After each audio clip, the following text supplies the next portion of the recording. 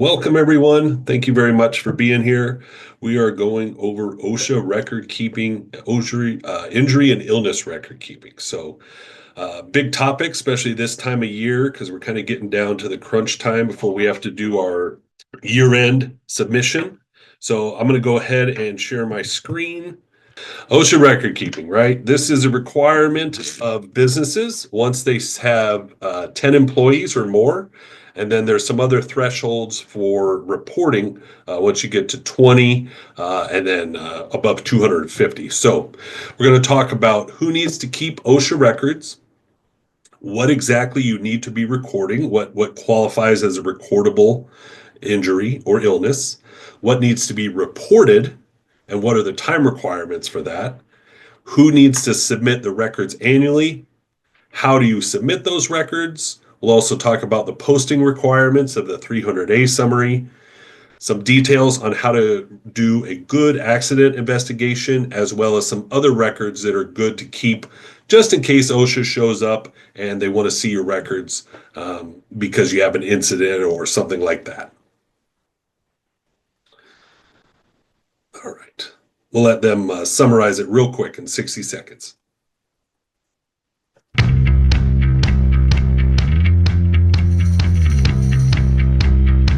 OSHA requires employers to keep records of work-related injuries and illnesses. The record-keeping rule is for data collection only, and does not determine fault. All businesses with more than 10 employees must keep these records. All employees and workers supervised by the company are covered. An injury or illness must be recorded when it is work-related. It is a new case. It meets the record-keeping criteria. The OSHA 300 form is the company log of injuries and illnesses. The OSHA 301 incident form must be completed within 7 days. The OSHA 300A summary form must be posted from February 1st through April 30th. Report all work-related injuries and illnesses to a supervisor. There you go. Seminar's over. No, I'm just kidding. 60 seconds pretty much summarizes it, right? So, number one, who is exempt, right? So you have what is called the NAICS code. That is your North American Industrial Classification System. Basically just puts your business into a type of code system that they use to determine the rate of injury. There's two classes of employers that are partially exempt from routine keeping injury and illness records, right? So employers with 10 or fewer employees, right? So if you have less than 10 employees, you do not have to keep OSHA logs. So just something to keep in mind for those smaller businesses as you're growing. And then there is another partially exempt ruling for people in certain low hazard industries. So OSHA has a full list of those low hazard industries. Unless you know that you're in those, then you should just assume that you have to keep the log. All right, so what qualifies as a recordable injury, right? So recordable is when you receive medical treatment from a licensed healthcare professional that could not otherwise be given through like basic first aid, or when you have a significantly diagnosed injury or illness, right? So like if you're diagnosed with silicosis, that's work-related, that would be a recordable injury. The incidents that are not recordable is when you go to a physician or other licensed healthcare professional solely for observation or counseling.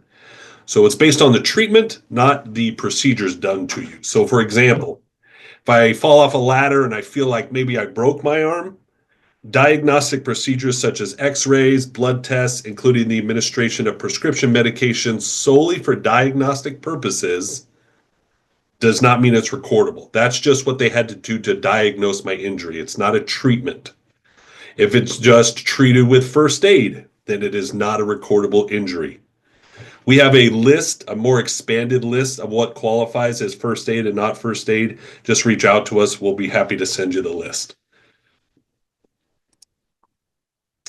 So OSHA's definition of what qualifies as first aid is using non-prescription medication at a non-prescription strength. Okay, so this would be like over-the-counter ibuprofen or Tylenol. For medications available in both prescription and non-prescription form, a recommendation by a physician or other licensed healthcare professional to use a non-prescription medication at prescription strength is considered medical treatment, right? So that means if I go to Concentra and they write me a prescription for 800 milligram ibuprofen, which is a prescription strength dose of ibuprofen, now that is a recordable event because it can only be done through prescription, right? Tetanus shots. So tetanus shots don't count. But other immunizations such as hepatitis B vaccine or rabies vaccine are considered medical treatment. So tetanus shots only are considered first aid. Cleaning, flushing, or soaking wounds on the surface of the skin, that's first aid. Using wound coverings such as bandages, band-aids, gauze pads, etc., or using butterfly bandages or Steri-Strips, that's first aid. But other wound closing devices such as sutures, staples, are considered medical treatment because that has to be done by a medical professional. Using hot or cold therapy, so this would be like icing a sprained ankle or using a heating pad on a strained back, that's first aid.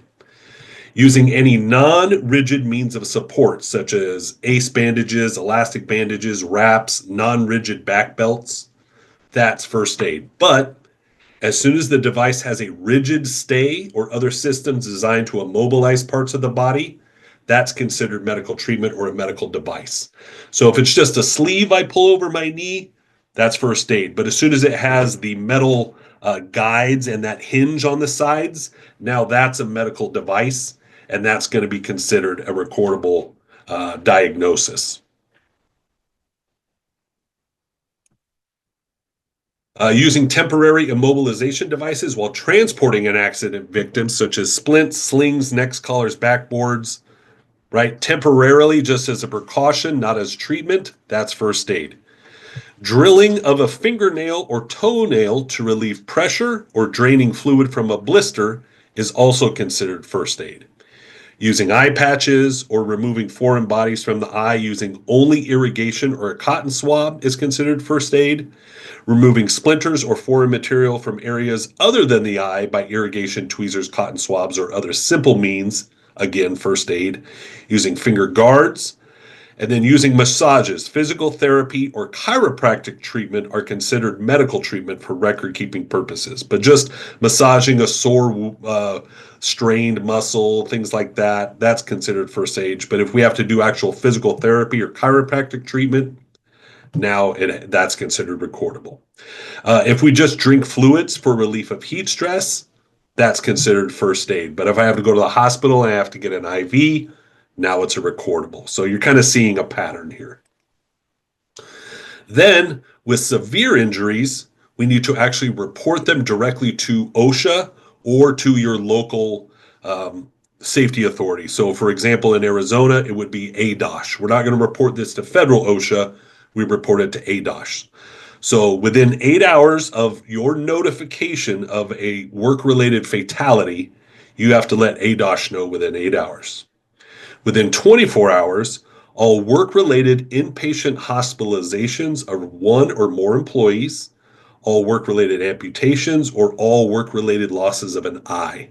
Those all have to be reported to OSHA or ADOSH within 24 hours. The easiest way to report it is just call the phone number. There's also a link online. You can call the local number or the 1-800 number. There is a form you can fill out on the website. There's just the normal injury recording form, and then there's a severe injury recording form as well. So it's very easy. You've done it through the website. It's submitted directly to them, and then you fulfilled your reporting obligation. This is the 301 form. So when we talk about the OSHA 300 logs, it's actually 3 different forms. So the first form is the injury and illness incident report. This is to be filled out within 7 days after you receive information about the injury. You're going to fill out this information as completely as possible. You're going to see down here in the bottom left-hand corner whoever completed it and what their title is. They're going to sign it, or they're going to initial it and give their information there. So if there's ever a question about it, OSHA can ask that person. And then you're going to fill out some personal information about the individual, right? Name, address, date of birth, date hired, male or female. Information about the physician or other healthcare professional. So where were they treated? Was the employment treated in an emergency room? And then, and then was the employee hospitalized, right? Because if it's an inpatient hospitalization, that's one of your indications that I need to report it. And then information about the case. This is just what number you've assigned it in the 300 log, the date that it occurred, the time that the employee began work, and then the time of the event. If you don't know, then you just check this box here. And then OSHA wants to know some information, right? They want to know what was the employee doing just before the incident occurred. For example, the employee was climbing a ladder while carrying roofing materials. Then they ask, what happened? Well, the ladder slipped on a wet floor and the worker fell 20 feet. Then they want to know what was the injury or illness. Well, for example, the strained back, right? And then what object or substance directly harmed the employee? So the concrete floor, when they hit the concrete floor. And then down at the very end, you see if the employee died, when did the death occur? So you're going to fill out that information for this. You're going to fill out one of these for every recordable injury that happens within 7 days, and then you're just going to keep it for your records. The only time you would have to present it is if OSHA asks for it. After you've filled out your 301 form, then you're going to fill out that information into the log. You don't have to do this right away, but it just has to be done by the end of the year. So I like to do it right away. That way I know it's done and I don't have to go back and enter all this stuff at the end of the year. One of the details about the 301 is you want to do your accident and investigation as quickly as possible after the incident happens. That way everybody's memory is fresh. People remember what time of day they started, what time the injury happened, and you're not trying to go back and collect that data later on. So what we're doing with this log is we're just logging all of the individual 301 forms in here, and then we start to classify the case. So you'll see in this column where it says classify, you see G, H, I, J. This is an injury that resulted in death, or it resulted in days away from work, right? So this is an injury bad enough where I can't go back and do my normal job. I have to stay home. Or did I remain at work, but I had a job transfer or restriction where I couldn't do my normal job, so I had a light duty job, or I just remained at work and I was okay with my injury. I was able to get back.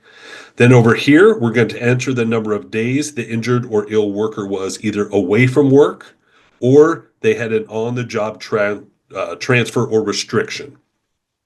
This is used for what's calculating your DART rate. If you've ever heard that term, DART rate, it stands for days away, restricted, or transferred. That's how OSHA keeps track of very severe injuries. And then over here, you check the injury column or choose the type of illness. Was it an injury, a skin disorder, a respiratory illness, a poisoning, hearing loss, or everything else?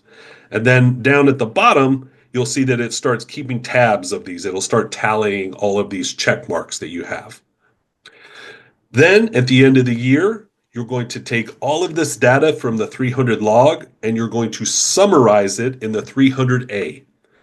So those same columns that you saw before, G, H, I, J, these are just the totals at the bottom of that chart. So this removes all of the personal information. It's just data. This is what OSHA wants to get from the employer. This lets them know how many injuries you had, how severe the injuries were, how many deaths you had. It also lets them know how you're doing in relationship to the other companies that are in your same NAICS code. So over here on the left side, it's just a summary of all the numbers. And then on the right, it's information about your business, right? So what is the establishment name? You may have more than one establishment, so you're going to fill out a form for each separate establishment, or you can decide to do all of your establishments together under one kind of home base. Then you're going to have your either SIC code or your NAICS code that lets OSHA know what category you fall into. And then down here, you have your average number of employees. So if your number fluctuates throughout the year, you're just going to take the average. And then you're going to need this from payroll, the total hours worked by all employees last year. This includes all hours, overtime hours, everything. And what these two numbers are going to do is it's going to determine your injury rate. So for every 1,000 hours worked, how many injuries do we have? And then, very important, down here at the bottom, the most highest ranking company executive available needs to sign this and put their date and also their phone number on it. And what they are signing is, I certify that I have examined the document and to the best of my knowledge, the entries are true, accurate, and complete. So that makes sure that somebody, an executive within the company, is aware of the data and they're making sure that it's accurate as well. And then in the far right corner, you just see it says 20, and you're just going to put the year up there. So this 300-day summary is to be posted in your place of business from February 1st to April 30th of every year. You can leave it up longer than that, but you're just required to have it up through that time period. For those of you that have more than 20 employees, you are going to submit this information directly to OSHA by March 2nd of every year. So March 2nd of 2025 is the deadline to submit all of your data for 2024. Don't wait until the last day. The website tends to get really clogged up with traffic. So try to get it as early as you can. To submit it to OSHA, you're going to go to the injury tracking application on the OSHA.gov website. This is the link right here. And this is kind of what it looks like. So you would go in here and you would take me to the ITA. You would create your account. We can't see the screen, Seth. Oh, you can't. Okay, never mind then. All right, can you guys see this, the OSHA record keeping again? No. Okay. What did I do? You probably have Okay. to drag it over or share your other screen. Can you see it now? I'm back to the PowerPoint. Yes. And then one Okay. more thing, guys. I didn't realize that our chat was disabled, but you can ask questions by clicking the Q&A button. Thank you, Colleen. Mhm. And we'll be happy to get any of this information to you, the links, the pages, everything that you guys need if you just reach out. Like I mentioned before, the date by which certain employers are required to submit OSHA, the information from their completed Form 300A, is March 2nd of the year after the calendar year covered by their forms. So who is required to submit? So any employer over 250 employees, and then employers between 20 and 249 employees in high injury rate industries. For example, agriculture, construction, general freight trucking, manufacturing.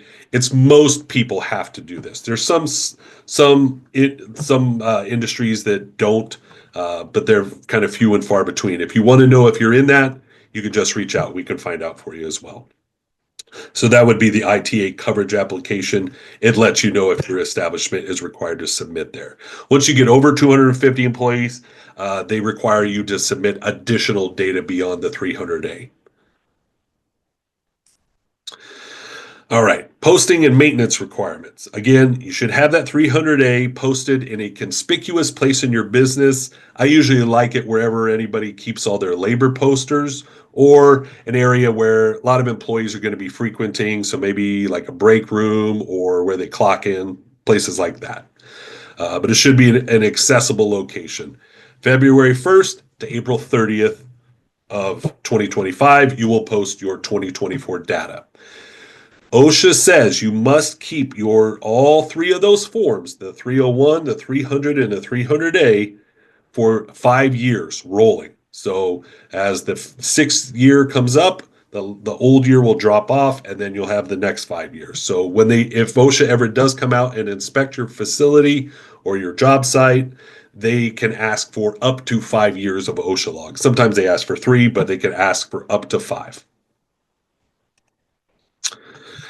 Now, there are some rates, right? You have what's called your OSHA recordable incident rate, so also known as your TRIR, total recordable incident rate. This is sometimes you have to submit this data on your bids for things like that. You have your total incident rate, your lost time case rate, lost workday rate, severity rate, and your DART rate, right? So these are all kind of different rates based on the severity of your injury, the number of injuries, and then what is average for your industry. Locally in Arizona, we also have to fill information out for ADOSH. So the 300, the 301, and the 300A are federal forms. Those are federal requirements. In the state of Arizona, because we have a state-run OSHA plan, we also have to submit this information to the Industrial Commission of Arizona. ADOSH is a subdivision of the Industrial Commission. So you're going to fill out the ICA 101 form. This is a form that it also goes to the work comp carrier, and then it's going to go to the ICA. So the easiest way to do it is to go on their website. Got the link right here. You fill out that information, you submit it. You can also send yourself a copy of it as well. That way you can forward that to the work comp carrier. But it has to be done and submitted within 10 days of the incident. Any fatalities have to be reported to ADOSH within 24 hours. And like I said, you want to send the insurance carrier, your work comp carrier, that same copy of the ICA 101 form.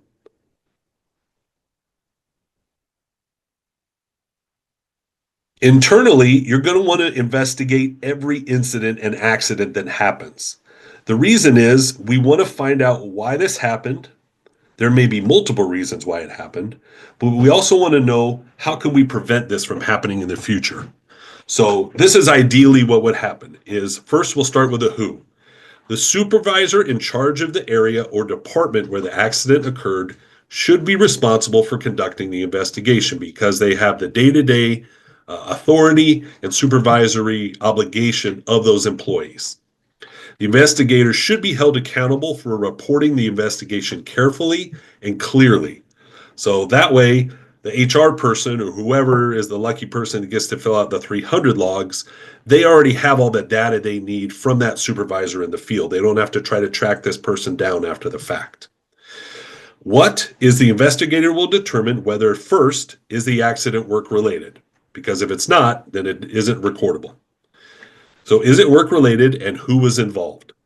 The scope of the investigation will consist of identifying what happened, who was involved, and what methods need to be put in place to prevent a reoccurrence. That is the key. If there's any silver lining to an accident or an injury, is that we can gain some kind of knowledge on prevention of reoccurrence. When should this be done? Well, the investigation should be done immediately following the accident, and all witnesses should be isolated, if possible, for investigation best practices.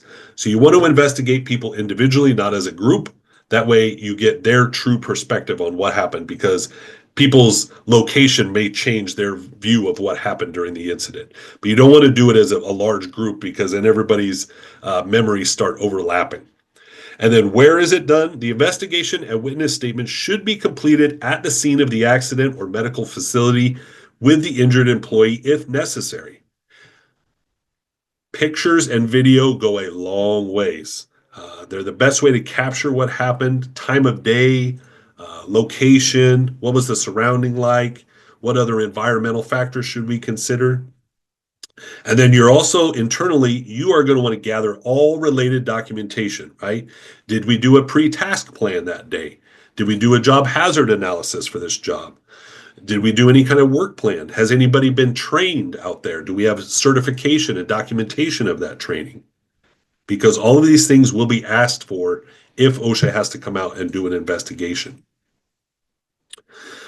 So the idea behind an investigation is what we call a root cause analysis. We're trying to figure out what are all the contributing factors that caused this incident to happen. So we're going to try to determine why it happened. We're going to gather all the facts surrounding the accident. What caused the accident to occur? Was it a direct or indirect cause? The sequence of event before the accident, that lets us know, is there any point in time where we could have removed one of those dominoes out of the chain to stop this? Who was involved? There may be multiple people. You might have multiple witnesses. And what is the extent of the injuries or damage resulting from the accident? So we may investigate an accident that didn't really, nobody got hurt, but we damaged property. So obviously we're not going to have to record that or report it, but internally we want to find out why that happened. So we want to do an accident investigation. We also want to find out, were the employees that were involved properly trained, right? Because sometimes the reason it occurred is because they have not had the proper training. Was or were the employees qualified to perform the functions involved in the accident? Do we have the new guy hop on the backhoe and he's never run a backhoe before? That could be a problem. Were there proper operating procedures established for the task involved, right? That's why that pre-task plan is pretty critical. Each day you want to talk about what steps are we going to take, what are the hazards with those steps, and what are our controls to prevent those hazards. And then, were the proper operating procedures followed? And if not, why? Was it a lack of knowledge where we can fix it with training? Or is it somebody that knew better, but they just made a really bad choice? Then that's something that we have to get more into accountability and enforcement of the rules. So we're going to use accident recording forms and an accident investigation kit to record the investigation and ensure that you gather all the necessary information for the 300 logs and to get to that root cause. So some categories that you want to make sure you have records of. These are really good things to have if OSHA comes out to investigate, because those reportable injuries, chances are OSHA is going to come out to investigate what happened. With deaths, they're definitely want to find out what happened. So your employee training records. Do you have a new hire orientation? Great. Is it documented? What do you train them on? Do you have anybody that has specific certifications, including annual or frequent trainings? Some trainings are just required before you do the task and never again. Some of them are required annually. Then, what kind of records do you have? Did we inspect the vehicle? Well, if the vehicle malfunctioned and it hurt somebody, then we should have possibly caught that during an inspection before we started work. So did we inspect our equipment? Did we inspect our vehicle? Did we walk around the job site and identify hazards before we got started that day? And then, do you have any employee medical records, right? If they're exposed to a lot of loud noises, you want to have a hearing conservation program. So you want to test people's hearing to see if it's being damaged by the work they're doing, or do they already have hearing damage? Same thing with respiratory program. You want to test somebody before they start using a respirator to make sure they don't already have problems with their lungs, and are they healthy enough where the respirator will fit and act properly, and then a bunch of other medical evaluations based on whatever the work is that you're doing. Documentation is going to be the key. You can keep paper. Some people like paper. They still keep all their files in a big filing cabinet. It's a good way. It's sometimes it's harder to find it. It makes it a little more difficult if you have to send somebody a copy. OSHA allows electronic files for pretty much everything now.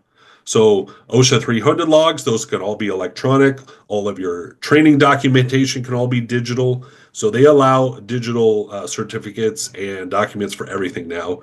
And then you may have your own software system that you use. For example, we use one called SiteDocs. It's what we use to document inspections, take pictures of job sites, and it's nice. It saves everything for us on the cloud, and then it also makes it very easy for us to share that information with anybody that requests it. Why is record keeping important? Well, First thing we can do is if we click on this estimated cost of occupational injuries illness calculator, you can look that up. It's on OSHA.gov. It tells you how much in additional sales your company has to make in order just to cover that one injury. And if you use this, I think you will be very surprised how much in additional sales you have to make to cover even minor injuries. It's usually in the neighborhood of hundreds of thousands or millions of dollars in additional sales for simple injuries like a broken arm. So, if nothing else, it'll definitely save you money. Next one is you have to do it because it's the law, right? OSHA is the law of the land. It's the Department of Labor. It's required of businesses. You have to keep records in order to be compliant. Then below OSHA is lawyers, right? We want to protect ourselves from liability. So we want to make sure we have good records. So that way, if we ever have to go to court, we have information to back up our good methods of record keeping, of training, of all of those things. Also, for financial reasons, we can track what our trending is, how much injuries are costing us. Emergency response, that's really good as well because we can tell have people been certified. We can find that information very quickly. We also want to communicate with the employees. Who is certified, who's not? That's important information for a supervisor to know. And then the progression process. As we go through our years in business, we want to make sure that we're constantly making improvements. Well, if we don't have records, how can we see what we've done in the past to know where we want to forecast in the future? So documentation is really everything when it comes to this kind of stuff for all these reasons listed above. All right, so here's a quick summary of when does an incident have to be reported directly to OSHA. So the first one was just recording. This is actual reporting. Welcome to Convergence Training. Today we're sharing some key definitions and critical deadlines for OSHA record keeping and reporting. OSHA defines a recordable incident as any work-related fatality or any work-related injury or illness that results in any of these. When required, incidents must be recorded within 7 days, logged, with records maintained for at least 5 years and submitted to OSHA annually. For severe incidents, report any fatality within 8 hours and any amputation, eye loss, or hospitalization within 24 hours.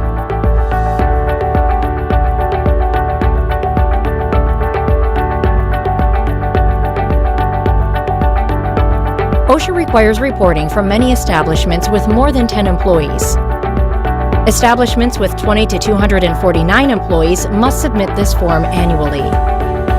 And establishments with 250 or more employees must submit these forms annually.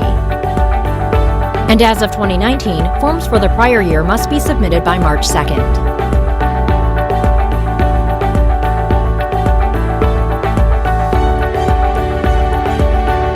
You can manually enter data, upload a file, or automatically report from your incident management system. Convergence Training provides e-learning courses and software to help you reduce incidents and automate required reporting. So just give a call or email us and we'll be happy to help. So that's an example of a software that allows you to actually report directly to OSHA. So that's a big advantage as well, especially if you can upload your files from that directly to them. So we talked about who needs to keep OSHA records, what is a recordable injury or illness, what needs to be reported, and what are the time requirements of that, which businesses need to submit records annually, how do you submit those records, what information do we need to post in our place of business? Gave you some details on how to do an accident investigation. And then we talked a little bit about some of the other records that are really good to keep in case OSHA needs to come out. They're going to ask for those things. All right. So I appreciate you joining today. If you have any questions, comments, or feedback, you can use this little QR code to scan it. We really appreciate any feedback. It just helps us make sure that our trainings are getting better and better and allows us to bring more quality trainings to you guys. So with that, I will stop sharing my screen. We have a couple Uh, questions, Seth. Okay, let's go ahead. Okay, I'll pull them up in the Q&A here. One Uh, is, so if we have less than 20 employees, we don't have to submit. Correct. You do have to keep record of it in case OSHA ever shows up. So less than 20 employees, but more than 10. So the rule is when you have more than 10, you have to keep records. When you have more than 20, you have to submit it. If you have less than 20, you don't have to submit it.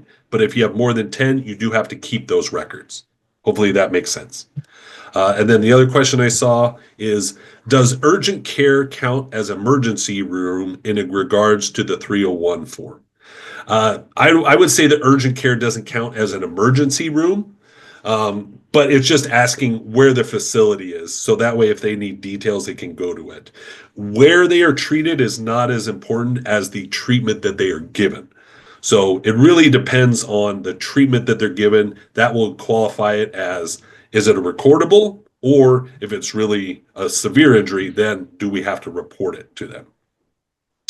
And then I see another question on here. What is an example of when we would select other on the 300 form? So if we go to the 300 form, when you see other, it would be some other type of injury, right? So there's like an injury, illness, record keeping, or no, injury, illness, respiratory condition, skin condition, poisoning, and then something else. So an example, let's see here. Um, it would be something like I'm trying to think. It would be anything, basically anything that doesn't fall into those other categories. So maybe like a burn, but I think maybe a burn would be considered like an injury. It could be,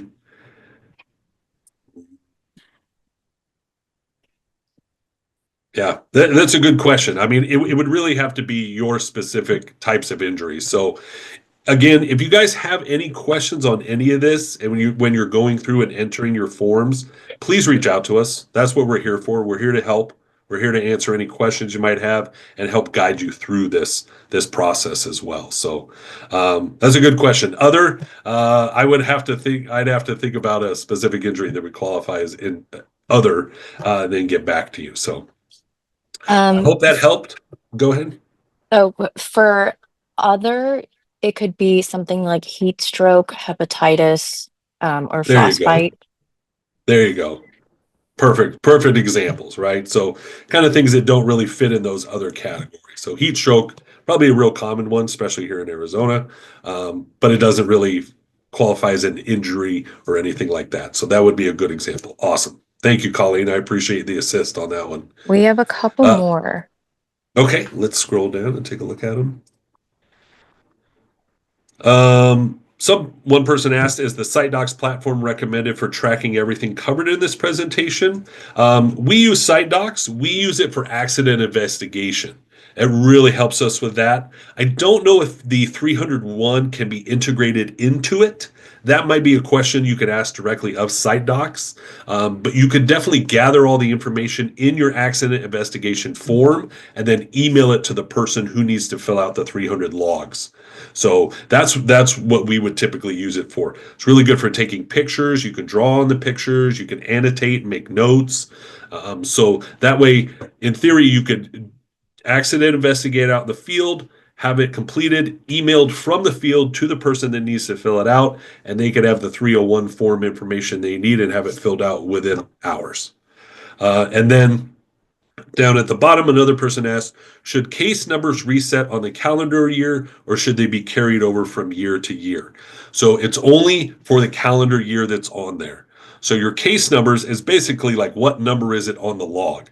So some people just put 1, 2, 3, 4. Some people put claim numbers in there to kind of help themselves keep track of their claims as well. So however you enter them on the log, That's just what you're going to put in that 301 when it asks for the case number. I think that's it. Oh, there we go. So, any other questions? If not, feel free to reach out. We're happy to send you links to any of these forms or any of the documents you need. We have one that we call the recordability document that lets you know what's recordable, what's first aid. And then we have another one called the reportability, which lets you know what type of injuries need to be reported directly to OSHA. So thank you very much, and we'll see you all next time. Bye.